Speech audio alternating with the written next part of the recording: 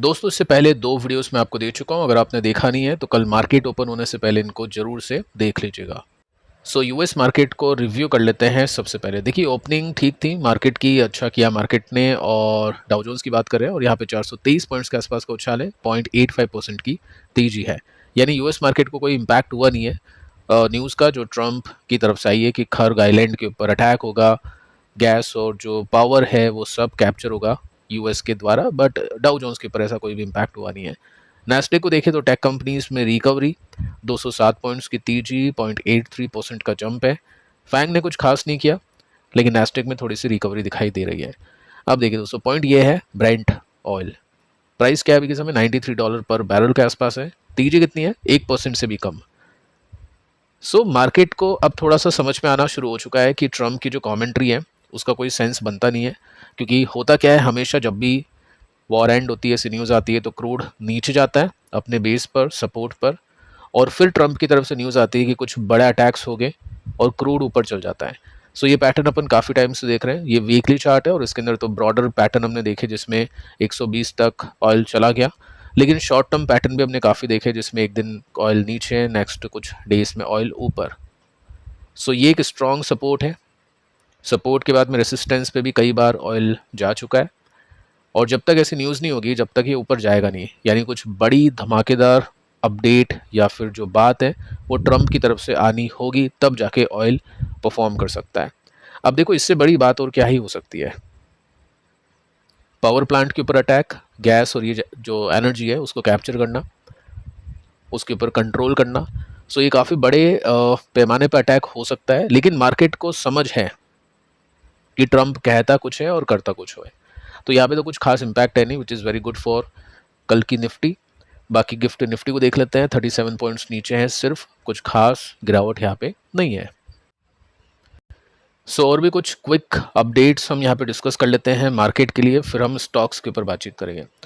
यहाँ पे आप नोट कर सकते हैं यूएई और ईरान ने first face to face meeting conduct की है, ट्राई करने के लिए de escalation Middle East tension की।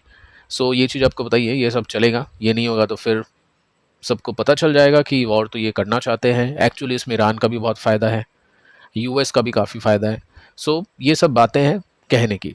सेकंड पॉइंट आप देख सकते हैं कि ट्रंप के ऑफिशियल्स ने, जो टॉप ऑफिशियल्स हैं, जो ट्रंप के चेले चपाटे हैं, इन्होंने कहा है कि ये खर्ग आइलैंड के ऊपर जो हम कैप्चर करने वाले हैं ना, ये एंड गेम होगा, ये ख़त्म हो जाएगा इसके बाद में सब कुछ।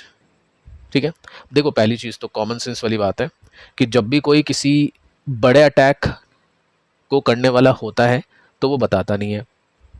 वेनेजुला के ऊपर भी जो अटैक हुआ था, किसी को कानो कान खबर नहीं पड़ी थी।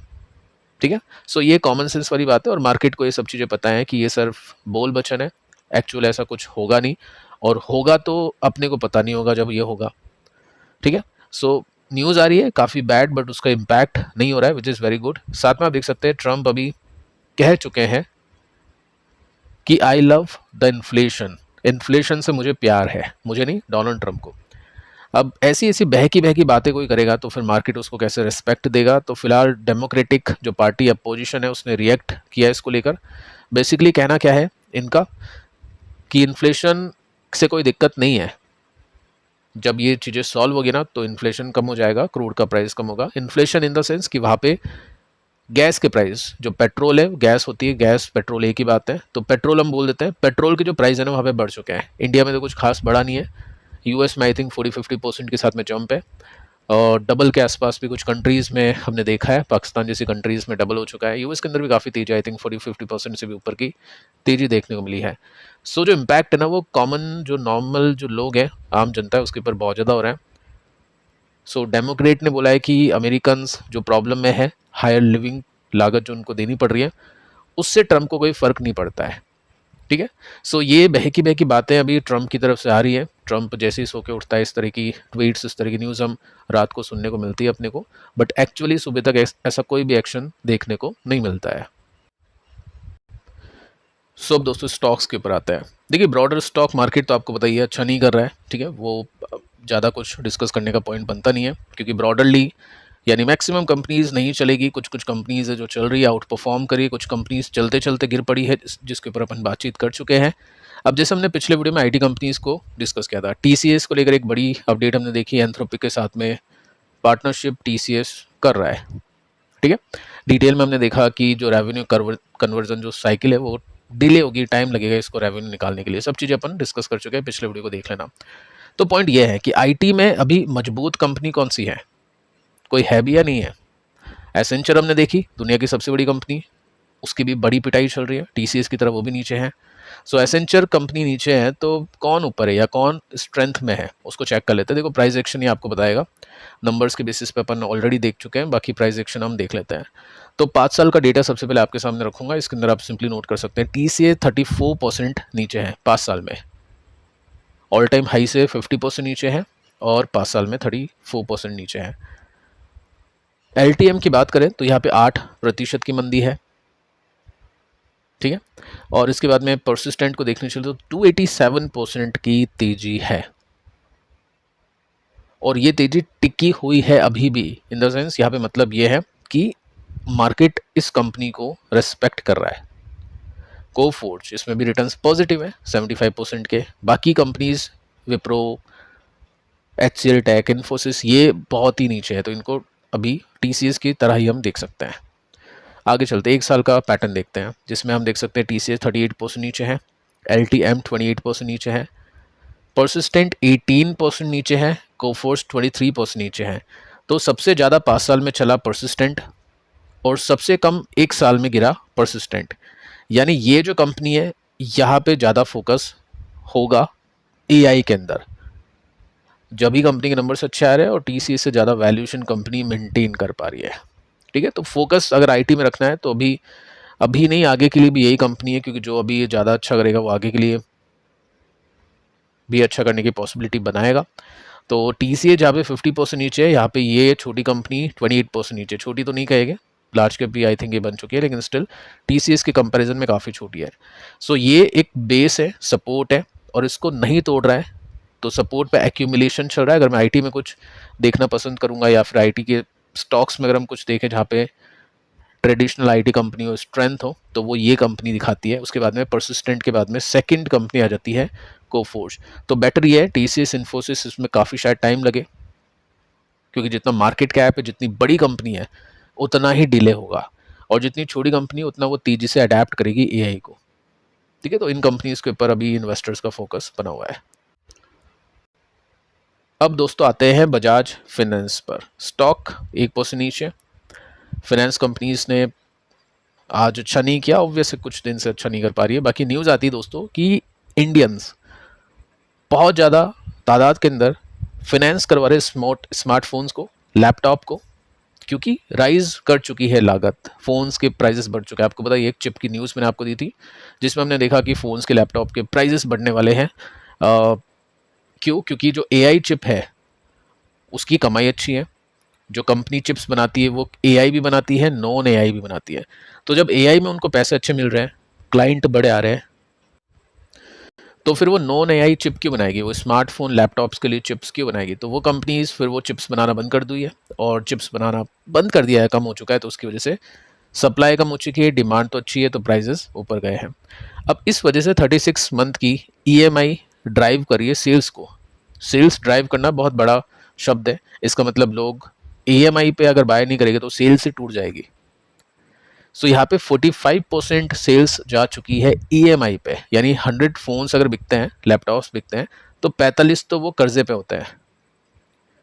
ठीक है, अब वो अलग बात है कि आपके पास में पैसे नहीं है फ़ोन खरीदने के, तो कर्जा लेकर वो फ़ोन आपको लेना नहीं चाहिए। पहली बात तो लैपटॉप अगर आपका बिजनेस में काम आएगा तो फिर उसके लिए आप कर्जा ले सकते हैं, बट ठीक है, अब ये क्या कर सकते हैं, इंडियंस की लाइफस्टाइल बन चुकी है, कर्जे पे मैक्सिमम लोग रहते हैं। ठीक है, तो यहाँ पे बजाज फाइनेंस जैसी कंपनीज को फ़ायदा होता है। 45% बहुत बड़ा नंबर है।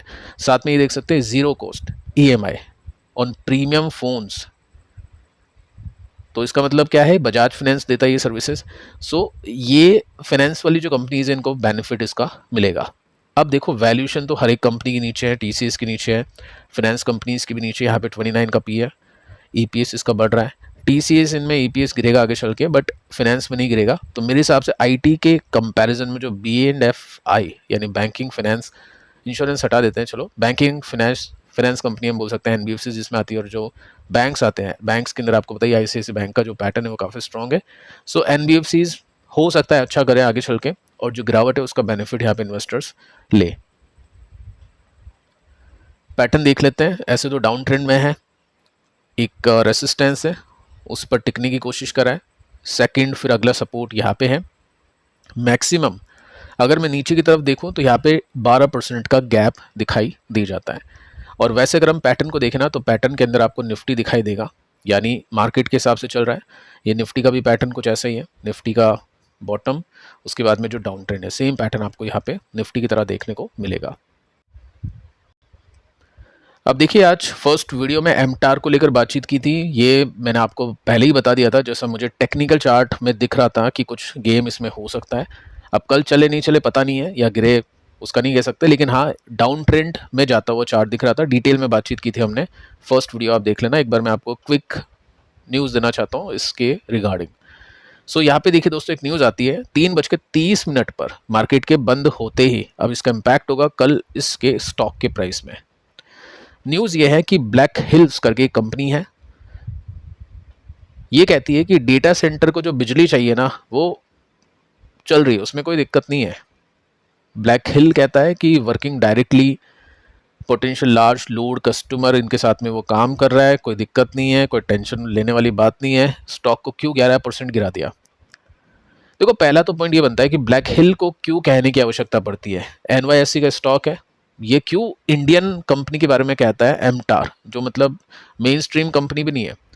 इसका स्टॉक प्राइस आप देख सकते हैं। बेसिकली ये यूएस की कंपनी है और एनर्जी कंपनी है, काइंड ऑफ गवर्नमेंट होल्डिंग इसमें बहुत ज़्यादा है। अब मैंने देखा, चेक किया कि ब्लैक हिल का इन्वेस्टमेंट है एमटार में, तो पब्लिकली ऐसा कुछ नहीं है डेटा अवेलेबल, क्या पता हो, ठीक है। सो ब्लैक हिल कहता है कि ऐसी कोई दिक्कत नहीं है एमटार के अंदर। बाकी टेक्निकल चार्ट तो आपको यही सिग्नल कर रहे थे कि सेलिंग तो चल रही थी पहले से, डाउन ट्रेंड के अंदर ये एंटर हो चुका था, जो तेजी थी उसका पेस कम हो गया था, यहाँ से आइडिया लग जाता है। सो इस तरह से अपन ने यहाँ पे फाइंड किया। बाकी देखते हैं कि कल कैसा यहाँ पे सीन बनता है। क्यूपिड एक ही स्टॉक है, लास्ट है, जो नहीं देखना चाहता है वीडियो को बंद कर सकता है, क्योंकि इसको लेकर काफ़ी सारे कमेंट आते हैं। डिस्कस क्यों करते हैं बार बार? सिखाने के लिए, क्योंकि यहाँ पे भी घूमेगा ये स्टॉक, ये भी टूटेगा, तो कैसे पता करेंगे वो एक बार जस्ट अपन यहाँ पे देख रहे हैं। जरूरी नहीं यही कंपनी, बहुत सारी और भी कंपनीज है जो आपके रडार में हो सकती है, जिनमें मोमेंटम है। मेरे रडार पे कुछ ही कंपनीज है, अपन उसी को देख पाएंगे सीखने के बेसिस पे।